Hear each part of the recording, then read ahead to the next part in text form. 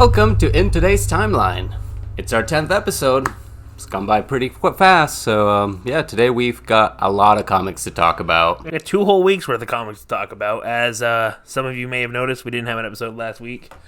Just didn't happen. Simple as that. It is what it is. We had some issue getting stuff on time, but here we are again. I'm going to start us off with X-Men number 5. And it's going to be a really quick one because I didn't like the episode at all. It was a very slow issue. They've been building up a lot in the X-Men series, and X-Men 4 was another filler, boring, so I kind of it brought me down so much that I'm just going to drop the X-Men line for the time being. I'm going to focus more on like Inferno or other titles that come out, but yeah, crappy book. Justin. All right, well, that's one crappy book. My first pick was not my favorite pick either, as we have Justice League Incarnate 1. I did get the awesome variant cover by Jorge Fornes. Absolutely love this cover. Love the colors. Love the Thomas Wayne Batman. But that's kind of the highlight of this book. I mean, Darkseid fighting... What was his name? Tartarus. Tartarus. That was pretty cool. It was not Darkseid versus the Anti-Monitor like in the Darkseid War. So that was definitely... It felt kind of like they were stealing that. Kind of. It just didn't do anything for me. I thought Infinite Frontier's ending was such good. Issue 6 of Infinite Frontier leading to this was kind of a letdown. But it's not bad enough where I'm going to just not read the series. I will just keep reading it. Gary Frank does have the main covers. Some awesome stuff. So I'm probably going to get it for the covers alone. But back to you, Francis. Well, another thing is that, I've been treated so well with all these awesome stories coming from DC. Suddenly I'm reading Marvel that's taking its time and kind of mixes too many things. And, sadly, you're starting to push me over to the DC side. That's kind of like a whole video discussion on why Marvel's kind of losing the comic game to DC. Ain't even Image, but we'll talk about that some other time. Yeah, most definitely. But at least now they've dropped me from X-Men. But... on another Marvel one, this one, love the Stormbreakers cover. It's my Inferno number 3. Now, this is a great story. Finally, Emma Frost tells Destiny and Mystique about what Moira's trying to do, and stuff just goes off. Moira gets taken, her arm gets chopped off, she's being held hostage. So now cracks in the mutant alliance have started to happen. We've got Professor X and Magneto on one side and kind of like Emma Frost on the other. And then we have Mystique and Destiny. Magneto and Professor X decide to go and save Moira. They come across a crazy situation where Nimrod and the Omega Sentinel show up at the same time right in front of them as the issue ends. So I'm really looking forward to the next one. A little bit more about Nimrod and Omega Sentinel. So Nimrod, it's a Sentinel that's been created to destroy the mutants. And the Omega Sentinel comes from a timeline, completely different timeline, where in the future the mutants have taken over the whole solar system, and they've completely eradicated machines. So the machines are kind of sending one of them back to help them not end up in that future. So yeah, I kind of like this whole Terminator to try to save himself deal. And so far I'm not sure how Destiny and Orcus are intertwined, but I'm looking forward to seeing the next one. Back to you. All right, my second pick of the week had to have been the amazing Batman 118. This, to me, was a great return to form for the main Bat title. Unfortunately, Alfred's still dead. That's a whole video in itself, me ranting about that. But Joshua Williamson, Jorge Molina, Williamson very quickly gets rid of Tinian's side characters. Thank God. Ghost Hunter, or Ghostmaker, Ghostmaker, I think his name is. He's gone. He took Clown Killer with him. So both of them are just gone. All the Bat, kids, Nightwing, Red Hood, Red Robin, all of them, they've all gone back to their cities. So it's kind of just Batman and Barbara Gordon hanging out in Gotham. Batman's guarding the streets during the celebration of surviving Fear State. He gets a notification from Bat Inc. He sees that 4 members of Batman Incorporated have been arrested. So that is kind of where this book is headed. The main thing now is, why did Bat Inc. kill somebody? Because they are just part of the Bat family and they don't kill. And Lex Luthor now is the fundee behind Batman Inc. So we'll see where that goes. The art for next month's second issue looks awesome. Lex Luthor and Bruce Wayne are having a discussion on a boat, it looks like, over dinner. Bruce Wayne doesn't look very happy. And this is also one of the first times we've seen Luthor since Infinite Frontier started. He was in the Son of Kal-El annual, which also came out. But this is the first time we've seen him directly interact in a kind of a villainous way. So we'll see what he had to do with Abyss and Bat Inc. Yeah, that was I read it too. It was a nice issue. A lot of stuff happening, but again, I haven't been reading the main continuity, so like I'm kind of like off it. But it's a good issue to start. As I said, great return to form for the Bat title. If you want to have crossovers, put them in Detective Comics. Bringing out on my Marvel side, Venom 2 by Ram.V. I love how he just puts the V on it. That's like his name. Yeah. Nuts. I like it. Picking up from what happened in the last Venom, that Eddie Brock got blown up. We kind of know that the Life Foundation is behind this, and they kind of want the symbiotes. I don't know if they want to keep them to themselves, just destroy them and save the world from them. The symbiotes are obviously very powerful, so obviously bad people want power. Always. And then in this issue, we got a lot of action scenes. We get to see the Venom with the chains, which is Dylan. We get to see Sleeper fight in this one as well. Just come out and make a blob out of himself. And I like when Venom turns into a dog to walk around. Yeah, that is quite cool. I did read this as I read issue 1. This is the Ram.V side of the story. He will be writing Dylan. And then next week, which should be more about Eddie, will be Al Ewing.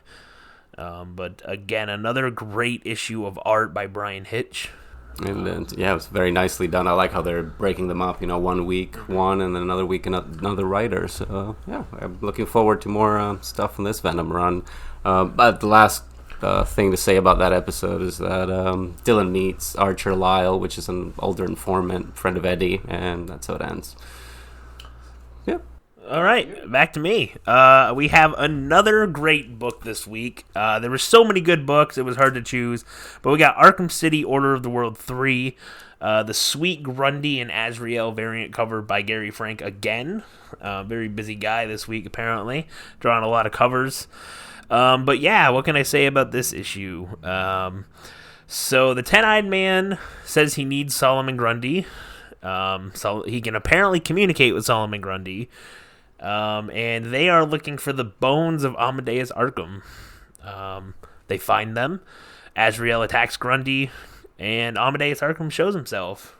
Like to see how Grundy's head gets cleanly chopped off. Yes. So Grundy is unkillable.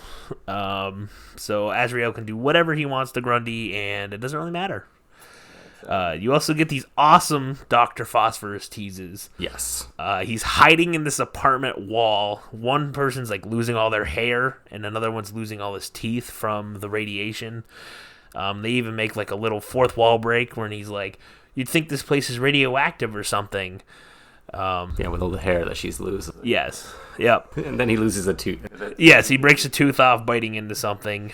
But next month's issue appears to mostly be about Dr. Phosphorus. So he's up next. But this week, great ending with Amadeus Arkham. You do see what appears to be his ghost just chilling on a building, watching the Doctor, Grundy, and Ten-Eyed Man. Yeah, I do like how the Doctor is completely lost. I mean, as much as she tells herself that she's sane and she's doing something good for her, first the Ten-Eyed Man, it's like she's just slowly going. Her inner monologue is the highlight of this book, where she's just like, apparently the line between sane and insane is just gone, and logic and reality are gone as well as they see Amadeus Arkham. That's kind of what we're left on at the end of this book. But that's kind of all I have to add this week. Cool. Bringing it back to me, and We have the heavy hitters of the week. Yeah, we'll start off with Dark Knights of Steel. Wow, okay, I loved this one. I mean, at the end of the last one, Bruce was outside with Jor-El, and he got an arrow in his head, so now we're dealing with the fallout from that. Bruce just loses it. I mean, immediately he puts on his bat suit, and he's gone. Great panel when he's like flying in the air with his sword out, and the next panel, Green Arrow gets his whole arm chopped off. Yeah, so this Batman disarmed him a little more literally than usual. But Fit of anger. So, I mean, things just started snowballing after that. This is kind of more of the world-building issue. Issue 1 was a setup kind of to the main plot. This one just kind of adds in more parties. We see a little bit more of Black Lightning's Kingdom. We also have Themyscira getting involved now. And Supergirl murdering one of Black Lightning's children. So there was that. Yeah, so Supergirl dating Wonder Woman, and then suddenly being at her like kingdom, and then as soon as she hears that her dad died, she just like goes right at Black Lightning and kills one of his children. Just full on murders him, drops him out of the sky, grabs him off the ledge, and just pulls him. Black Lightning says, "Put him down," and she was like, "That's what I'm expecting to do." And there you go. He tries to retaliate. And it doesn't do anything. Electricity against a Kryptonian is basically useless. And she says there, it tickled, and and that's it. There was a cool scene when they're in the jail. Yeah, the jail scene is another highlight. You see Detective Chimp, a whole bunch of villains in the background. What is it? The King Shark? You see King Shark. Yeah, he's another one. Yeah, the Flash is there. So we'll see if they ever get out. That could be just a kind of a secret army to fight against the L's. Anything else for that one? I just love the issue. I mean, I just like the story, how it's progressing, how they're bringing everyone together, how the houses kind of link up in some way or form, and it's just kind of, I like that Constantine is still in there as well. But yes, Constantine is definitely important to this, as he is he can kill a Kryptonian if he wanted to, because he is magic based. So and I'm still wondering what they were talking about the prophecy. Like, they haven't really told us the whole prophecy yet, have they? Talking about the prophecy, because it was probably the one from the first issue where Constantine's on the ground, like freaking out and just reading it, and then Black Lightning just keep writing. It's probably that prophecy. There could be another one. Issue 4 is a flashback, so we'll see that. I'm done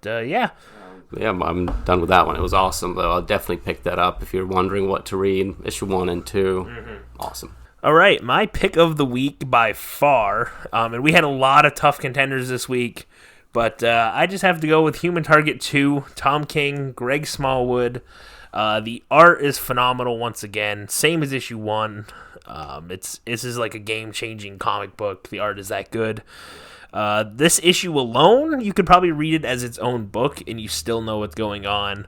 But it does add a ton to the overall story. Human Target is going through his list of suspects, and he has lured out Ice. Right at the end, it's revealed that he was actually the one that kind of lured her out. You get a great scene where when they're in the ocean, and he's just like, with a thought she could kill me and no one would ever know. So everybody in the JLA is obviously, or the JLI is highly dangerous. I don't know what else to say besides this book was just that good. Yeah, I mean, that's great storytelling. It's self-contained. Like Justin said, you can pick up one, or you can not pick up one and still kind of grasp what the story's all about. I also just love the fact whenever he starts dying, or like he can feel the poison coming back up. That is kind of one of the many highlights to me, when he's just like, I can feel it again, and we kind of see him struggle with that. Yeah, like soon enough he will die. Mm-hmm. He does only have 10 days left, so yeah, like it was a great issue, awesome issue.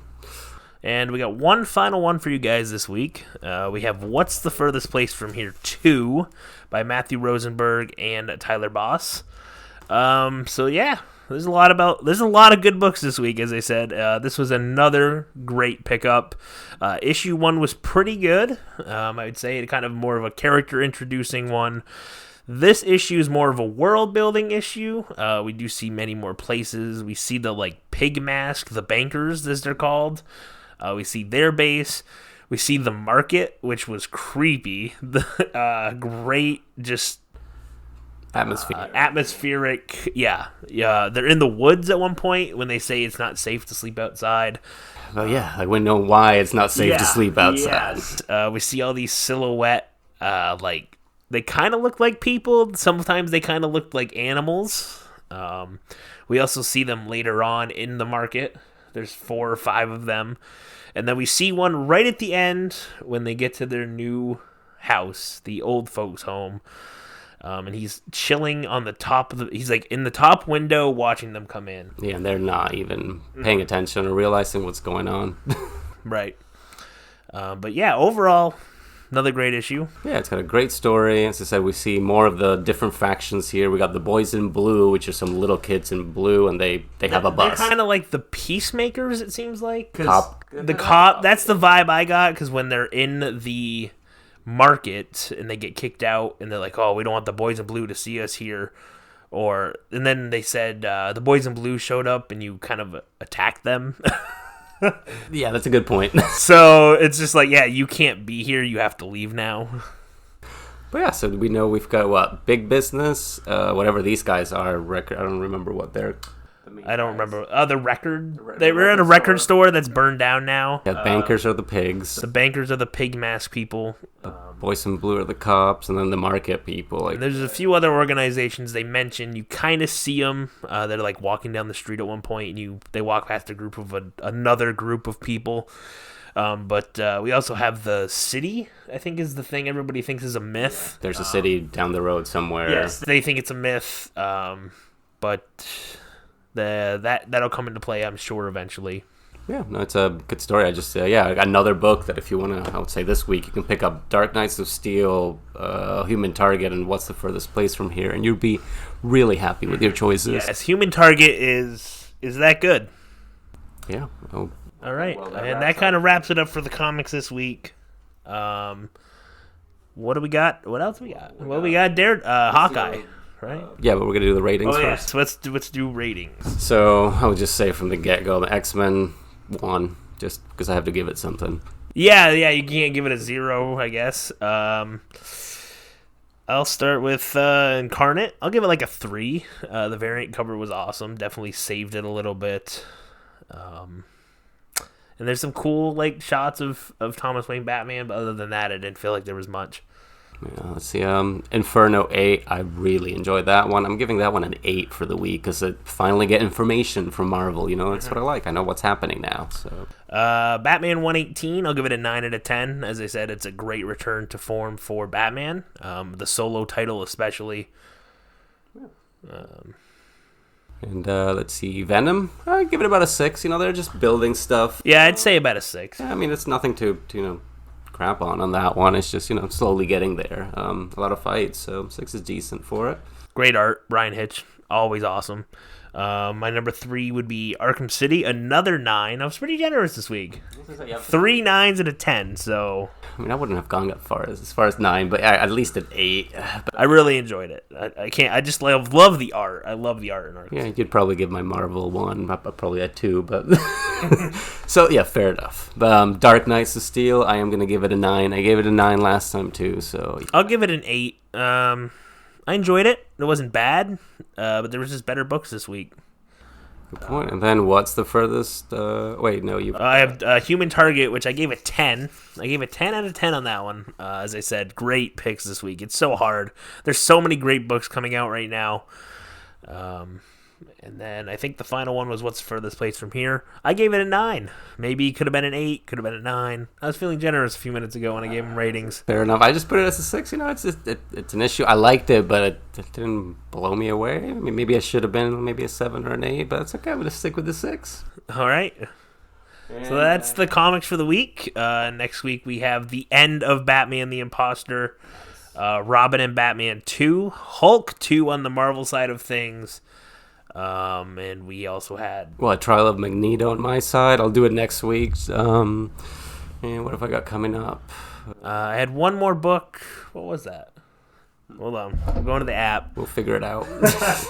But yeah, so that brings us into the next part of our episode, which is Hawkeye 3 and 4. We got to get caught up there. Yeah, instead of just waiting and getting the episodes all confused, we might as well just do 3 and 4 now so we can keep watching, because I want to keep watching. Yes, and we both watched 5, but we'll talk about 5 next time.